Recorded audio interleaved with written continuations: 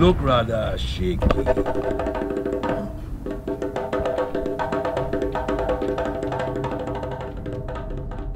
The majority of the audience here in Little Venice, I would say, is quite local. A lot of, especially the kids shows, which is what we do primarily, a lot of local mums.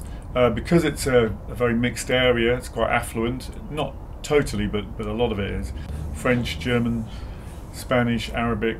You know, I would say at least half our audience are people who haven't grown up in this country. I think partly because they really like puppetry. Puppetry is a bit of a minority sport in this country. It has a much bigger profile than a lot of other countries on the continent. I got involved with the Puppet Barge because I kind of married into it. Well, I didn't actually marry, but anyway, yeah, got involved because I go out with the daughter of the founders of the barge. From then on, pretty much, it's a family business, so you get involved. I kind of stood back a bit because I knew inevitably I'd end up being involved quite a lot. And then in the last sort of 5 years, really started to get involved a lot more and direct the shows.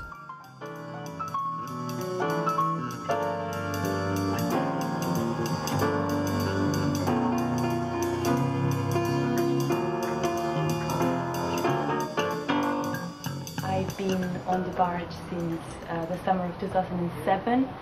I trained here to become a marionettist.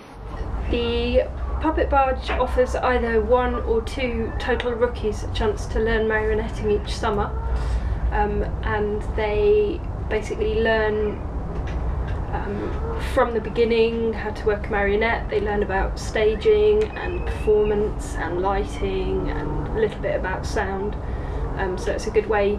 As there's very little other marionette training, this is a good way to start. I have been involved with the Puppet Barge since 2001. I did the traineeship here 2 years in a row, and I've been working for them on and off ever since. I've been doing puppetry on this barge actually for the last 2 years. I just came once to a show and completely fell in love with it, never actually even heard about puppetry before, and I basically quit everything to be a puppeteer. Basically, puppeteer is the word that we use to indicate the person who works with any sort of puppets. It could be gloves, rods, tabletops, shadows. Marionettist is a more specific term for those who work with marionettes, also called string puppets. I'm from the French Caribbean, and I don't even know if actually they know about puppetry over there, to be honest. I don't think even there is the audience for it. Something quite, yes, not really in the culture. I'm originally from Argentina, and there is a big tradition of puppetry in Argentina. I can't really say if it's marionettes, but definitely glove puppets for children, so I was quite used to going to puppet shows and having, you know, puppeteers coming to birthday parties in my house.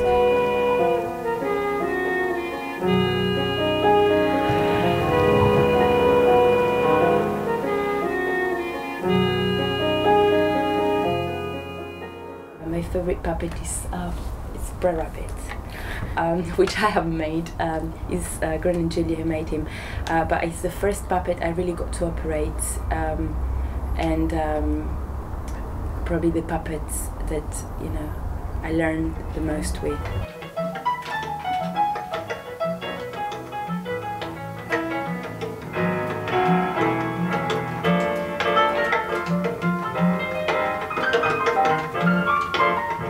We do work in a quite small space, so you have to be really sort of aware of people around you, and, you know, after a while it sort of all works out well, you know, but at the beginning you can feel a bit clumsy up on the bridge. We need to follow a soundtrack, so sometimes we do actually have to jump from one bridge to the other, and making sure that we don't get tangled in puppets and things like that. And I always find a bit of a thrill, kind of having to jump from one to the other without hopefully falling on stage.